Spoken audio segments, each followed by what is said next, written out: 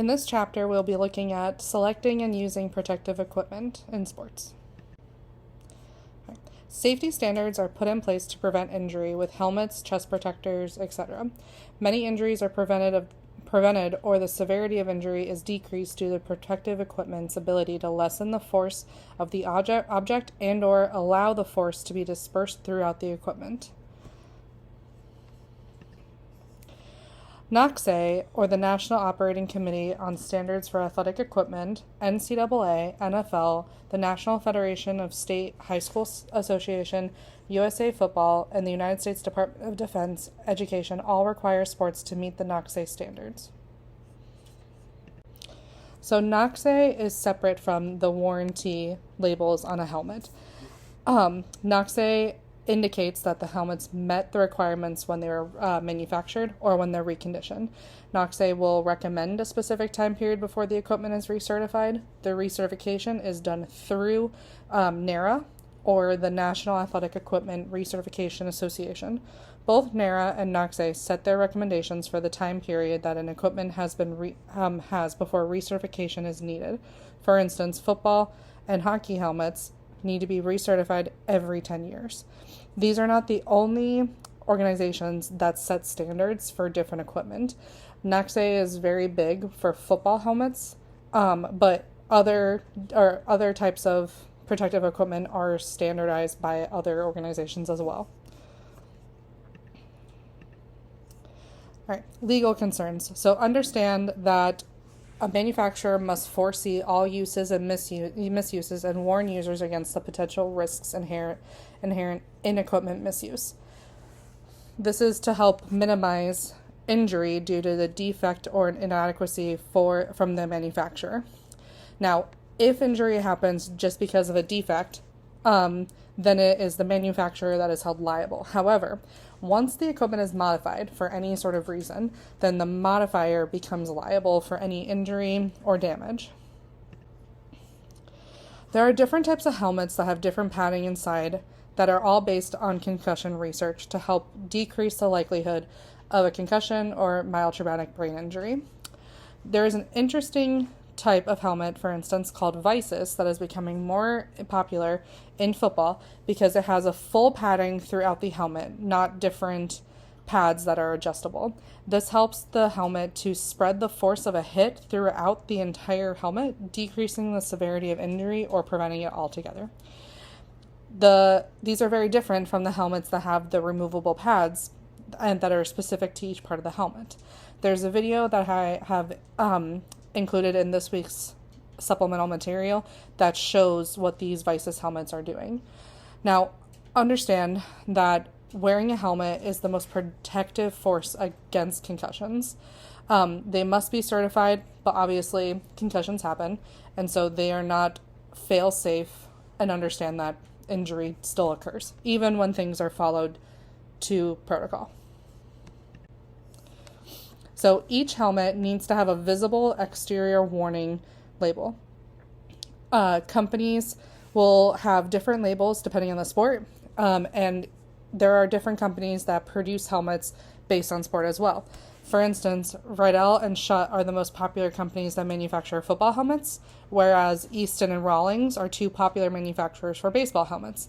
Athletes must understand that the risk of playing while using the helmet is that injury can occur, and they must agree to wear the helmet as indicated, and so this is always something that needs to be addressed prior to season and prior to playing. All right, so helmet fitting. Manufacturers always provide directions on how to fit a helmet when they come in for equipment. There's a couple different things that need to check off in order to understand that a helmet has been fitted correctly. The key to knowing if a football helmet fits correctly is, for snugness, is the credit card test. This is done by placing the helmet on an athlete's head, and then once the ear holes are lined up within that helmet, you basically should have enough room to fit a credit card between the ear and the padding of the helmet. And so you can literally slide a card. We used to use like athletes' IDs or a credit card, for instance. If the helmet is too large, then there's more room where the helmet can actually produce more force if it is hit, whether it's by a person or by a object. It won't protect against those forces. It can actually cause more force to occur. So the other thing to think about if a helmet is too big is that you have to think about neck injuries. So you have more motion at the head if the helmet is too big.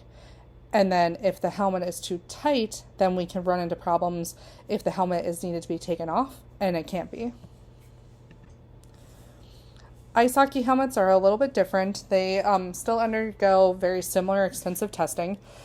It's important to understand that the standards in place are not just the NOCSAE standards. For instance, for hockey helmets, they also need to be approved by the Canadian Standard Association and the Hockey Equipment Certification Council. All right, baseball and softball helmets are interesting because they do have some differences between the competitive levels. In the lower levels of baseball, it's required to have a face mask on the helmet. However, as you get more competitive leagues, more competitive leagues such as high school and college, the face mask is not as needed or required. In softball, another debate is if pitchers and certain infield positions should actually wear a face mask because of how condensed their field is. For instance, a softball mound is only 43 feet away from home plate. The two sports are comparable, baseball and softball. There's a lot of research understanding the comparable miles per hour from a baseball pitch and a softball pitch. So for instance, a 70 mile per hour softball pitch is equivalent to a 90 mile per hour pitch in baseball. Due to the different lengths in the field. Baseball mounts are 60 feet from home plate. Batters typically have 4/10 of a second to react to a pitch. So understanding the use of a helmet there is necessary. You have 4/10 of a second to either get out of the way or to hit a ball. The average exit velocity of a ball off a bat is 87 miles per hour, which gives the pitcher or other infielders a second or two to react to any line drive ball. This is why it's very popular now to have a face mask on the field for softball, because of that reaction time that is needed. This rule is not required though, but it's largely gaining in popularity to help decrease the risk of injury.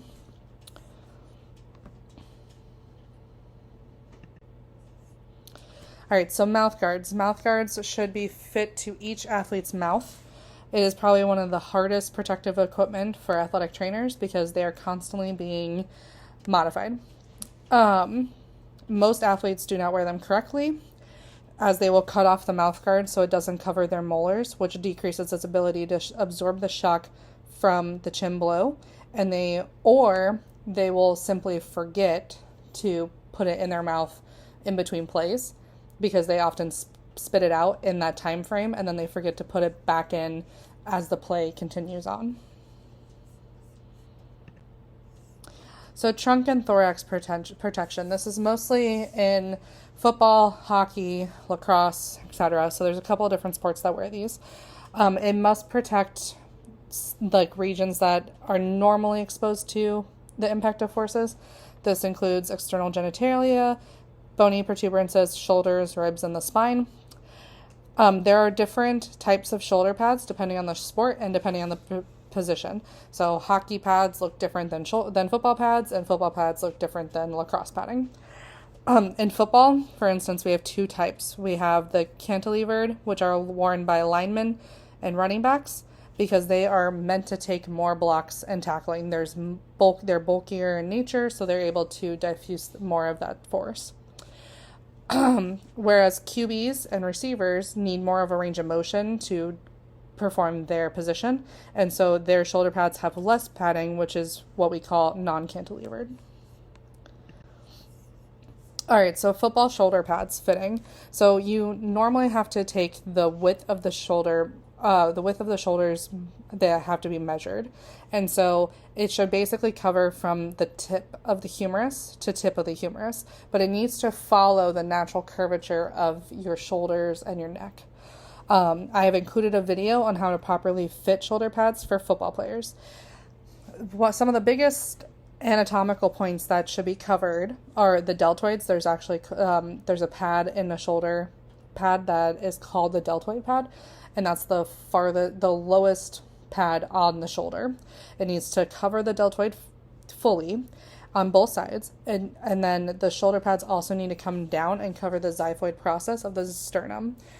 And then you always want to include motion testing when fitting, because you want to make sure that they're not the athletes, when they raise their arms, aren't going to get strangled by their neck. The neck opening needs to be able to withstand closing during the range of motion. All right, rib protectors can also be attached to the shoulder pads.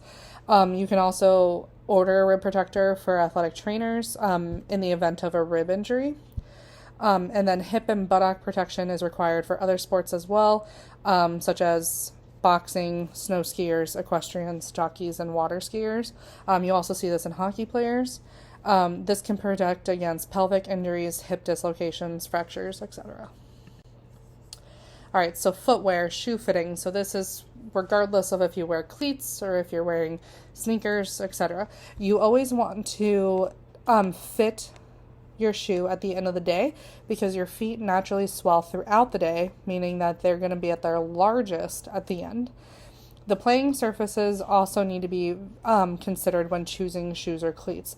There's differences between the springiness of turf versus the friction of grass, or the unevenness of the ground that you're running on, or the foundation of the court being concrete versus wood, etc. All of these can affect the types of footwear chosen. Some other considerations is the need for orthotics and heel cups. Understand that every foot is not the same, and that each shoe should address the biomechanical differences between each foot. This includes athletes who have high arches, flat feet, bunions, etc. The shoe needs to have enough space in it for these to fit, and should be worn when fitting the shoe. Ankle braces come in a wide variety of options that are chosen by each athlete, often used for preventative reasons, especially if they have a history of injury to the ankle or shin. Shin guards are used in hockey and soccer and should be fitted to the length of the shin. Given how superficial the tibia is, shin guards help to absorb the shock to the bone, helping prevent injury. All right, there are different types of braces, all ranging in their stability. The rehabilitation braces are the most stable, which limits the most motion. Functional are helpful in the transition from rehabilitation to return to play phase of injury and can be customized. And then you have the neoprene braces, which are used to provide compression. These tend to be worn by those who have sustained multiple ankle injuries, but they can't adjust to the more stable functional ankle braces. Those tend to limit that range of motion, so some athletes just have a harder time adjusting to that. They can help to support up the kinetic chain for athletes that suffer from knee injuries, such as patellofemoral conditions, such as jumper's knee, Osgood-Schlatter's, etc. Once an athlete has sustained a ankle injury, it's important to have that stability, because otherwise you can see an increase in severity of any injury that's present up the kinetic chain, or even cause injuries up the chain.